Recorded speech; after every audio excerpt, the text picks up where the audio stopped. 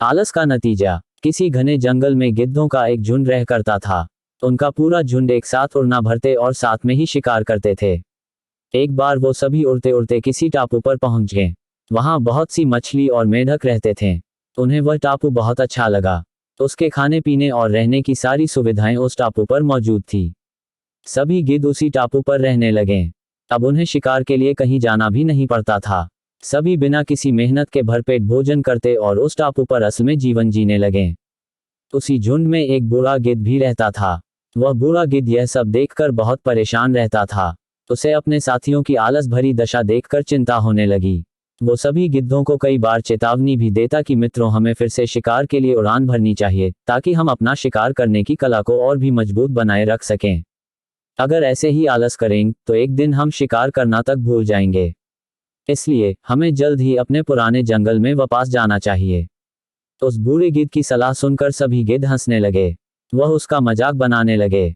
उन्होंने कहा कि बूढ़ा होने की वजह से इनका दिमाग खराब हो गया है, इसलिए यह हमें आरामदायक जीवन छोड़कर जाने की सलाह दे रहे हैं।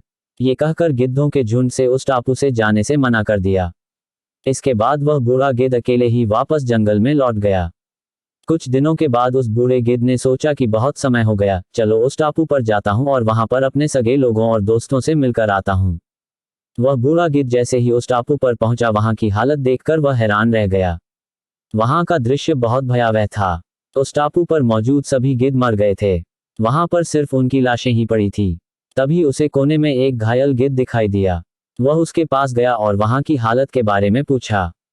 उसने बताया कि कुछ दिन पहले इस टापू पर चीतों का एक झुंड आया था, जिन्होंने उन पर हमला कर दिया और सबको मार दिया। हम लोग बहुत समय से ऊंचा उड़े नहीं थे, तो हम अपनी जान भी नहीं बचा सके। हमारे पंजों में उनसे मुकाबला करने की क्षमता भी कम हो गई थी। उस घायल गिद्ध की बात सुनकर बूढ़े गिद्ध को बहुत दुख हुआ। उसके मरने के बाद बूढ़ा गिद्ध वापस से अपने जंगल में वापस चला गया। कहानी से सीख। हमें हर हाल में अपनी शक्ति और अधिकारों की रक्षा करनी चाहिए।